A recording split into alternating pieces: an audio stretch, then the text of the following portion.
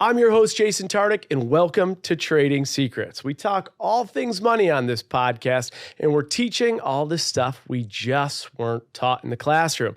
Nothing supports this show more than liking, commenting, and of course, subscribing.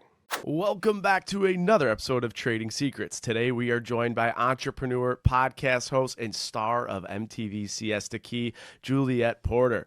Juliette came to recognition in 2017 after being cast as a main personality on MTV's hit reality show following a group of friends in Siesta Key, Florida. In addition to being on reality TV, Juliette has expanded her career endeavors by getting into the retail and podcast space. Juliette co-founded a designer swimwear and apparel brand focused on natural beauty and body positivity called JMP the Label, which she has helped grow since 2021. She also started a podcast with friend Sebastian called Don't Be Ridiculous, which she co-hosts on a weekly basis. We're going to discuss all things Siesta Key, where she sees her reality TV career going from here, details on JMP the Label, and all of the ups and downs of being an entrepreneur. Juliette, thank you so much for being on Trading Secrets. Oh my gosh, what an intro. Yeah, we got it. That's what we do here. We pump it up, make you feel good, and then I disarm, and then hopefully I get some good information from you.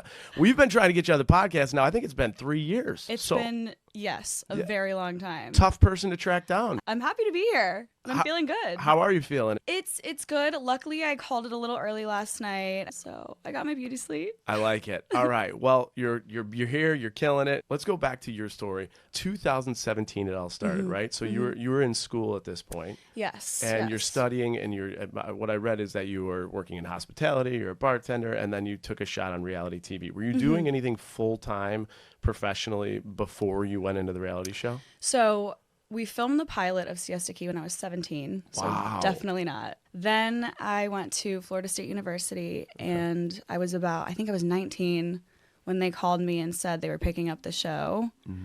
And I was majoring in political science. I wanted to be a lawyer, which is funny looking back now. I don't think I could ever have that life. But then, we started filming, and so I guess it would have been hard to see a life that wasn't revolved around being on reality TV at this point. Like, it shaped who I am, who I was at the time, and I don't know where I would be had I not been so young at that age, starting. Maybe an attorney, maybe not. I really think that I would have went to law school, and I was like a solid B student. Okay. So maybe like a mediocre law school at best.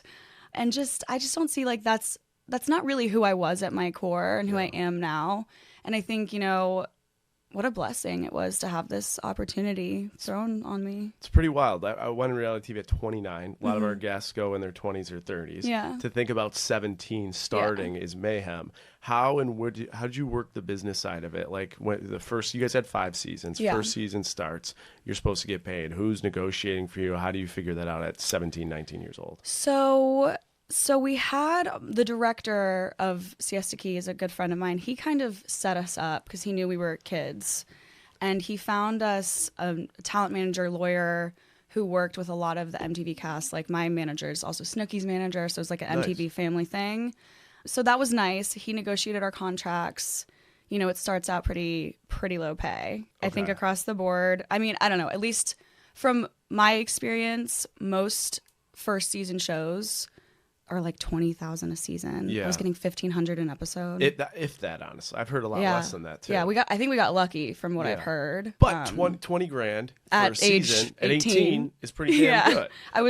I grew up very middle class. Like, having $20,000 in the bank was insane. Crazy. All right, so then you go to season 2, 3, 4, 5. How does it look from there? Yeah, I think season 2 I made about $60,000 that year, but we did double the amount of episodes. So there's this thing, and I'm sure you know, in reality TV or maybe just scripted shows in general, they do like a part A and part B. And so you're only allowed a certain amount of seasons like per year contractually. Okay. So they try to like fit in as many as they could, but calling it like season 1A and 1B keeps it in like the contract, so they can't up your pay.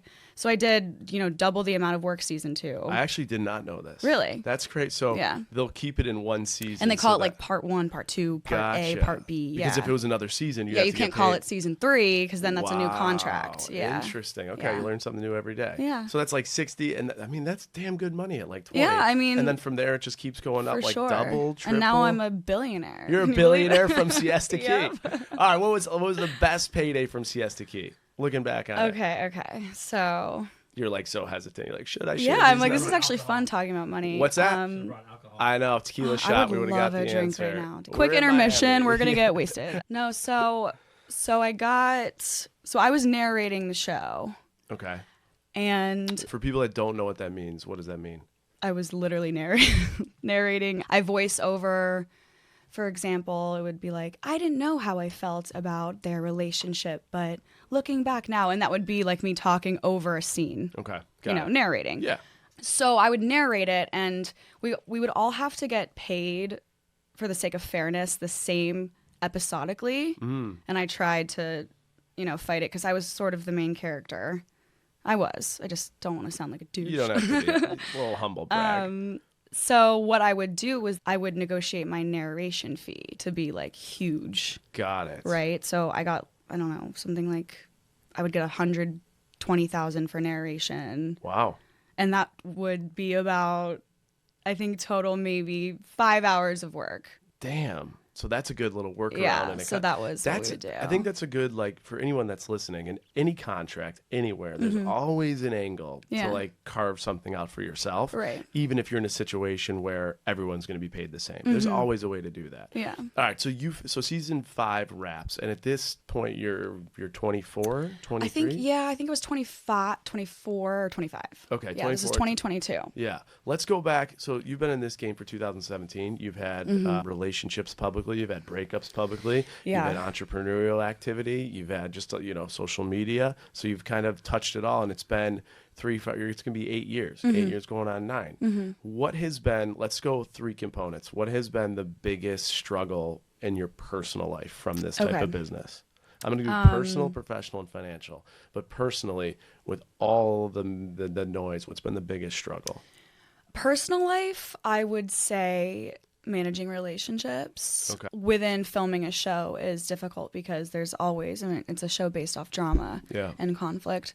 That was always the biggest issue, and everybody's seeing your business, and you have to be open on a show like that. You can't hide anything. Because if you do, then it's bad entertainment. Well, so that's yes. And so then to tie into financial and, my career, it's like, what a difficult situation it was for me at that time to have my personal life be also my career. Especially at that age. You can't, there's no differentiation between it. You can't separate it. Yeah. And so it was such a constant internal battle of, no, I don't want everyone to know my boyfriend cheated on me. Sure. Right? For example, even though that's actually what happened. But then I also do want them to know because I want to relate with the people that watch. I want to get more screen time because then I want to make more money. So it's just so many angles that it would be very difficult. But yeah, I think it was navigating what I wanted the public to see within these like intimate parts of how I feel and who I am. And I mean, there was times where, first of all, like they're filming me drunk, something you wouldn't want people to see typically. Right. Filming me sobbing, all of this stuff, which was just, I always had to remind myself, like, this is what they need to see. And it did feel good. The one thing I loved about that was the viewers, whether it was, them messaging me online or all this stuff, telling me how they related. And that just made me feel like, okay, I like that I'm not alone, and I like that people are seeing themselves in me, and it's some sort of, like cathartic experience for them. Yeah, I would say that's probably where my biggest struggle is, actually sharing details like that. It's a skill. And it's a skill. You've mastered it. Is there anything you have shared, like when it comes to a breakup or some of the things you've been questioning sharing that you regret? I don't really have any regrets. I mean, I think everything, I definitely have decisions I wish I, thought about a little bit longer, but I don't really regret sharing everything. I wish I went about certain situations probably differently, maybe asking some of my boyfriends in the past, how they felt about things, you know, how it made them feel, especially for men. I feel like at least the men I've dated have a hard time opening up emotionally, whether it's just even to me. So to kind of ask how they feel about being on camera, how they feel about trying to be open for everybody to see. I wish I kind of, you know, talked to them about that a little more, or my friends, everything, my parents, how did they feel about it? But no, I have no regrets. I mean, I'm not really a type of person that regrets much. I mean, I do. Don't get me wrong, but it is who I am. It's where I'm now, and I've learned. It happened. It's part of your journey. You are where you are today. A lot of people come from reality TV and not at such a young age, but they say that their relationship like journey would have been dramatically different. Like a lot of people have said, I would have been married with kids and things like that if I wasn't in this space. Do you feel that at all? I actually don't. I'm 27. I just knew to my core, like I was never going to be one of those girls that got married. Yeah. I was never going to be like a small town girl. And I'm from a small town. All my friends back home are married with kids, my best friends. And it's actually been, that's what I've been kind of dealing with this year a lot, is like, that's the life I left behind. Okay. And I want to get married, but I never saw myself as like a mother at 26, 27. You have plenty of time to do it. No rush. So you are good. All right. Let's go to financial struggle and success. So since getting into this show, obviously you went to school, you didn't pursue a professional career as an attorney or the track you're going to go. You took a whole different detour. What has been your biggest professional struggle over the last however many years now, 10 years? Yeah, I think something that I've had to deal with is maybe somewhat having to put on like a performance of having to wear the nicest clothing, have the bags, have the jewelry, all that stuff, go on the trips, live the lifestyle. And that's people's biggest downfall, I think, financially, is trying to almost like impress people rather than saving your money. And I think sometimes I just like will spend on a whim when I should be a little more frugal. But I also kind of have this mentality where, I don't know, you're the finance guy, you're probably going to judge me for this. Let's hear it. No judgment here. That's the point of the podcast. Right. No judgment, just learning. I'm like, I'm going to buy that ticket. I'm going to go on that trip, and I don't care if I have I don't have the number I want in my savings account. I rather have like the experiences in life. And I think that's fair. Yeah. I think as long as like your foundation is set and you know that, then let it go. Have a good time. Forget about it. When there's a lot of people out there in this space that have come on the show and say they'll tell people fake it till you make it, or they'll say the opposite. They'll say, who gives a shit what you wear? Just be you and don't worry about it. Right. Do you feel it all with like when you say like you're trying to like kind of keep up with the brand or the image of the other people, that like you kind of do have to fake it and to make it in this world? Like, do you think that's a thing? I feel like in the world I am in, it's more so I feel like I have to kind of, my brand is like fashion. Yeah. I feel like I do kind of need to keep up in that sense. And I am kind of the type of girl that's like, I want it. I have to get it. I'll figure out how to get it. So, I mean, not really fake it till you make it, but I feel like it's also kind of part of my career. Yeah. And it's where I want my career to go. I want to be in fashion. I see myself continuing on this path. Like, as you know, I own a swimwear brand. Is who I am. So in that sense, it's not really about like how designer it is, but everything's so expensive these days. I mean, everything I see on Revolve, all that stuff. So I will overspend on that stuff, probably more than I should. Okay, we're going to get into your swimwear line here in just a second. Before we do, you're teeing me up for the question. What is like the most outrageous thing that you've bought for an outfit, jewelry? What was the cost? Give it to me. I mean, myself, I did just spend like $4,000 on an outfit for Art Basel. Wow, what brand was it? Area. And when do you wear it? Like I wore it the other night, and the jacket's like has a huge stain on it now. Oh no, brutal! Yeah. All right, but hopefully you got a good picture from it. Hopefully someone buys it off my LTK, something. There like you go. You'll do that. Get a little kickback. Yeah. All right, now let's talk about financially the biggest win you've had. So we talked about some of the things that you struggle with, but financially over this year that you're like, this was it. This was I won't forget this one. I mean, my biggest paycheck for a brand deal was with Daxify. Okay. Do you know what that is? I actually don't know. It's like an alternative Botox. Okay. And I've done more Dysport. Dysport. I'm in a deal right now with Dysport. You look great. You're frozen. Oh, thank you. Appreciate it. I just the 11s. That's it. Yeah. I don't feel great right now, so that's good. I'm a little tired. I actually just had like a Botox nightmare where my entire, like she changed the shape of my eyebrows, all of this stuff. My face was frozen. I had like a headache for 3 weeks. You have to be careful with that stuff. Wow. So what do you do when that happens? So actually what you do is you take one of those vibrating like facial machines. You know what I'm talking about? Yeah. I know what you're talking about. And it actually helps the Botox dissolve. You unfreeze your machine, your face. I was like putting it on my eyebrows for like 10 minutes a day. Wow. And it actually worked. Okay. Going back to the deal, great payday, right? But I did. Give me an idea. Oh, it was 60,000. Nice. Yeah. Congrats. I thought that's pretty good for like one TikTok, one reel. Yeah. Real quick to just for people back home, I think this is interesting. Mm-hmm. When you are dealing with any type of pharmaceutical or you're dealing with any type of healthcare Mm-hmm. product, there are so many disclosures that you have to put, of course, to meet all the FTC guidelines. As a result of that, most influencers, creators are going to want to avoid that because it's just like too much. It comes off as too, and this is what I'm thinking, right? So as a result of that, the premiums for those deals are much higher. They're large. Yeah. So for people back home. Beauty, for anyone that is like striving to be an influencer in that world, skincare has a lot of money, right? So what doesn't have a lot of money, and from what I've seen, is apparel. You're not going to get a lot of money for brand deals there. What's some other ones? I know it's skincare, makeup does pretty well. I would even argue in the skincare beauty world, it's become so saturated that there's so much competition. So your average deal size has gone up, but the big deals have become much bigger. What would you say? What would you say is an area? F&B huge. What's that? F&B. Oh, I think food and beverage is probably maybe the biggest, honestly. The amount of food and beverage creators we have out there that just do, I mean, the inquiries they get, it's next level. It's nonstop. Banking.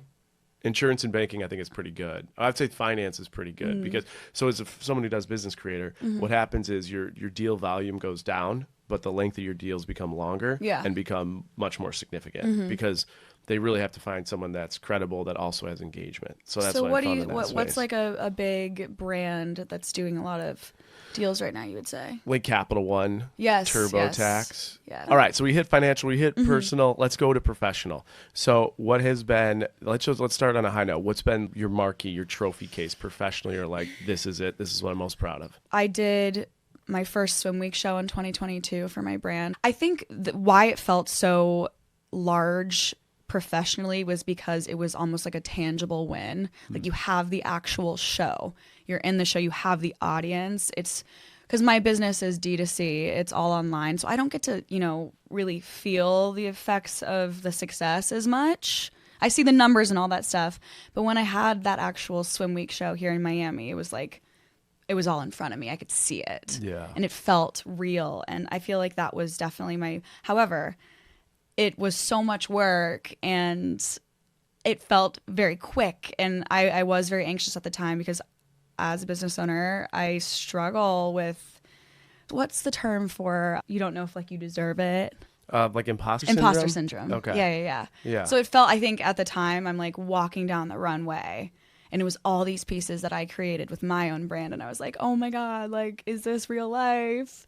I think that's something I struggle with a lot. Yeah. And I feel like that's something I really need to break out of a little bit. But I do feel like a lot of people have this problem. Oh, absolutely. 100%. Yeah. But then you start to realize 90% of the room feels the same way. Right. And with imposter syndrome, no matter what room you're in, there's something you have that differentiates you. So like scan the room, feel what it is, know what differentiates you, and then just go attack whatever that is. Yeah. All right. So you do your swim week. Tell me again the title of it, 2022? 2022 Miami Swim Week, JMP the Label. Okay, JMP the Label, swim week, you do it. When you do an event like that, I'm always curious. Yeah. Talk to me about the business side of it. You got to pay the people, the models to run, right? Yeah, so I think, oh my gosh, this is a couple years ago now. I think we had 30 models. And do you pay them or do they volunteer? Yes, you pay. But so the models during swim week get paid less because it's usually at the same venue. So they're not like traveling or anything. And it's only 30 minutes of work, but then they do a bunch of brands in one day. So I think I want to say some of them get paid like $300 a show, so it's low. Okay. Typically a model, like when I do an actual photo shoot, I pay the models like anywhere between $2,000 to $5,000 to $10,000 a day, something like that. Wait, so it's like a lot. That's really good. Yeah, I mean, their models are expensive, but you're shooting all day long. It's all work all day long, so it makes sense. Yeah. But so during swim week, so you pay the models, let's just say like roughly $300, something like that. And then we had a DJ. You have to get everything set up. We had a stylist. There's a fee for the venue. This one was at Pariso, but I got like cut deals here and there. I think we spent like $50,000 on it. And then how do you see the return? The impressions and marketing? So let's take it back. So fashion shows in general are for wholesale. They're not, or for now, I guess you could say it's for like branding purposes. Like it's cool, it looks, and you get the photos and all that stuff. But typically a fashion show is so that brand buyers will come see it and buy for the next season. Got it. And they're buying mass amounts. And they're buying, yes, they're buying, or there's levels to it. But then you want Nordstrom to see it, and you want the buyer from Revolve to see it, and you want the biggest swim stores, Everything But Water, all of that. But we weren't in wholesale at the time. And so the wholesale side of a business is completely, I mean, it's not completely different, but it's different than the direct to consumer. You're cutting your margins. There's all these things. You have crazy lead times where you need to prepare months before. So for us to do this show, to not really even be in wholesale, it was almost like counterintuitive. It was for the Siesta Key we were filming. Got it. So they helped with that, and we had it on the show and everything. Which in return, when that episode aired, it was another spike. Yeah. For business, but I mean, yeah, we lost $50,000 that month. Is how you look at it. We didn't make tons of money because then, I mean, you're really the buyers or the consumers really just seeing it on Instagram, the photos. I would imagine wholesale would be like the play you'd want to go, right? I mean, your margins are less, but you're going to move massive. And I'm working on that now. That's kind of where, but it's a whole other machine. You have to build your business out. You have to have someone within that sector. You have to have everything prepared at the factory much earlier. My business partner owns my factory, so we have like ability to maneuver things around and get things in quickly or create a collection really quickly, as opposed to like with wholesale, you need to get these things in much earlier. They're buying for the season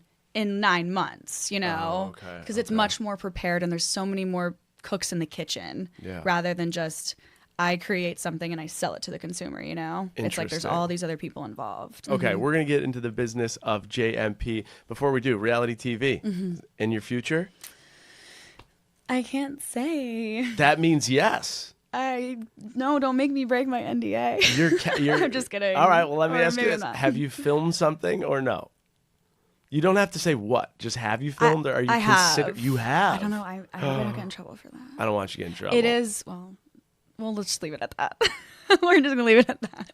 Is it with MTV? No. Wow. All right, let me ask one more. Is it? Oh, God. We can edit it out. No, I mean, I don't know. Let me read my contract. Okay. You're gonna read your contract and then the recap. We'll tease it. Maybe we'll talk more about it. Well, maybe we'll see you back on our screens again. I lost an earring. Oh no! Where'd the earring go? Right here. We're fine. There you go. Put it back in and later. you spent a lot on that earring, we know. So no, not everything. Want you to lose that one. All right, you got it back. So reality TV? Question mark. Sounds like maybe it's heating up. Yeah. We'll see about that. All right, let's get into your JMP the Label. Tell me, when you started the business, like how much did you have to like raise or put in yourself to actually get the business up and going? So I always, when I went on reality TV, one of the main reasons I ever wanted to do the show was because I had the longevity in mind of like, what am I going to create out of being a reality star? I didn't just want to be the crazy girl on TV, then be the washed up girl after. So I always had a dream of starting this, and I finally got it off the ground, I think 3 years into the show, 2021. We launched in March. And I have 2 business partners. We put in about $45,000 total. So nothing crazy. That funded the first 3 collections. And then from March to December that year, I think we did, 1.4. Wow. I didn't like. That's great. I think it's about 1.4. Yeah. Nice. Yeah, like not even a full year. So that was awesome. It was also 2021, as we can remember. It was a great year for the economy. The bounce back. The bounce back was wild. And then can you share around where you guys are today, or can you not share that? So, and then we did about double the next year. Damn. And then we've been kind of coasting at that same number. Okay. You know, so business is hard. You have to just know when you're getting into starting a company, you have to ride out the ups and downs. It's not always going to be a high. You have to make sure like not everything's going to go exactly the way you want, but you have to keep that drive with you. And I have this whole vision, and you know, we're working on it and everything, but it's not, you know, for you and for people that don't understand, having a business that does in the millions in their first years, amazing. It's close to unheard of. Yeah, it's usually you don't make money off a business for the first couple years, especially in apparel, which looking back, for anyone that's wanting to start a business as well, I definitely think long and hard about where you see things in the future, because I love apparel for sure, but I feel like there's some things I maybe would have done, and I can always add more apparel, but I'm in a seasonal business.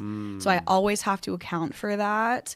And there's those months that you have to hit the ground running, and then months that are slow. And so winter's got to be a slow. It's slower. Right? And I mean, that's just how it is. But then, you know, that leads me into like, okay, how do I get into the Australian market? How do I get into Brazil? What's that looking like? And it's a little daunting, because that's a world I don't know. I don't know what Australia is like, and how do I get into Brazil, and what do they spend over there? Will they buy something that costs the amount of my product? You know, how do I get into those areas? So yeah, but I think it's been an amazing journey, and I'm excited to continue to do it. That's cool. What do you sell pieces for? How much? A set would be like, our crochet goes for like $98 a set. We sell it separately, and then we have one pieces that are like $130, but it varies depending on fabric typically. Okay, so like 90-ish to 130. If you guys want to check it out, where can people find the pieces? JMPthelabel.com. There you go. Check us out on Instagram at JMP the Label, and I love it. We really focus on making pieces for everybody, all sizes, and we really focus on our fit, how it fits every single body. I think a lot of brands don't do that as much. We fit on multiple models, and we have crochet that's made by women in Bali, like hand knit. It's stretchy, made of actual swim fabric, as opposed to crochet that's typically made of cotton. So that's kind of one of our differentiators. Impressive. Yeah. Who is someone in the social media space or public figure space that has either worn your product or showcased it that you're most proud of? Oh God, I have some good ones. All right, let's hear it. Okay, so Sweetie just wore it a couple days ago. No way. Yeah, Sweetie. Wow. Lizzo was big. Wow. Lizzo was big. Do you have to pay them to do that? PR, yeah. So how's it work? You just ship it to them and say a prayer? Yeah. You ship it to them and you say a prayer. Exactly. So we got it on Beyonce once. No way. She didn't wear it in a photo, but I know that she wore it because her stylist came back asking for more sizes and asking for sizes for Blue Ivy, because we make kids too. Wow, that's huge. If you could have got a photo but of that. I know she's not really. Oh my gosh, I know. I had SZA. Damn. A couple days ago, or like last month. And do you get a photo with those people? Got him in photos. And then do you repost it? Yeah. Okay. Actually, Sweetie DM'd me back saying loved your pieces. Wow, yeah. Good for you. Yeah, so that was really cool. Yeah, we've had a lot of influencers wearing it. The PR standpoint really is important. Yeah. Like, you want to get your pieces in the hands of stylists. So that's the play then. You get it into stylists. Stylists will then get it into... But what I will say, though, it doesn't necessarily... Like, when Sweetie wore it, we didn't get like $100,000 in orders. You know, it doesn't really work that way. But it's brand recognition and it's credibility. Credibility, yeah. Gotcha. Yeah. I mean, those are big names. So where do you take the company from here? What's next? Oh my gosh! So, like I said, I want to build out the wholesale sector a little bit. Okay. I have this business model, and I want to pick your brain on this. I have this business model in mind where I want to get funding for just a collection with a collaboration with, let's say, SZA, right? So I get investors to invest in just this line. They make their money off just that, and then we blow it up, and it's a collaboration. So I can pay her I feel like you would pay someone like her $150,000. I'm thinking more. Plus, you think more? Yeah. Plus commission. Oh, if you give equity too. Yeah, or you give, percentage of sales. Yeah. Let's just say it wasn't an equity standpoint, right? Yeah, just like a you percentage just of pay her a sales. flat fee and then like 15% per item. I think it's going to be more. You think more? Yeah. I'm thinking probably $250,000 at least. Okay. Yeah. But I think, what do you think about that? Like getting I think it's a great idea. just to invest in that. I think, okay, so you get investors to invest in that. The money goes towards the fee to SZA. And the cost of goods, and because then you're going to be doing like triple what we would normally do, or probably more than triple. Exactly. Right. And then you would go out and sell it. The problem is if you look at the margins per unit, you would have to move a shit ton of units. Yeah. That's a risk. Yeah. I would probably do it with SZA, your company, and then a big sponsor. Like a big sponsor, because then the big sponsor is going to have the big dollars. And then you could do you could actually do an event where like Poppy. It's with like Poppy, or even go like a Fortune 100, Fortune 500. Yeah. And then you get models that are like very influential in whatever space or community it is. That's interesting. And then once you do the event, you get more sponsors there, and the money actually comes from the sponsorships. Ooh. That's what all of them do. Like we've worked really close with the Shark from Shark Tank, Damon John's team, and they had to put on a big sponsorship for a big event, and that's where their money was coming from, not from ticket sales. And they gave JP Morgan the head title for free. So they're like, we're going to be the head title. Then once they had JP Morgan as the head title, because it was JP Morgan, Shark Tank, and Damon John, they were able to get like tons of other sponsors that brought in millions of dollars because everyone wants to follow the lead. So explain to me this, so the party you went to is John and Vinny's. Yeah. Sponsored by Amex and Delta. Yes. What is Delta and Amex getting out of that? They're getting... Because they're paying for it. So they're getting exposure to clients and internal employees and vendors and partners to go for so it's like an entertainment factor. Then they also will have all social media people there, and anybody that has any form of influence at all, they will be taking content of them, and then they'll be making sure that content is distributed in like every single PR outlet out there. And when it's distributed, it's going to say Amex, Delta, everything like that, right? Okay. So it's just placement for media, and it's also like Art Basel is one of the biggest events in the country. So as a result of that, these brands have to now be here. They have you kind to. of have to and be it a does player. look cool. Yeah. So it's like if you have to be there now because your competitors are there, then you got to make a statement with it.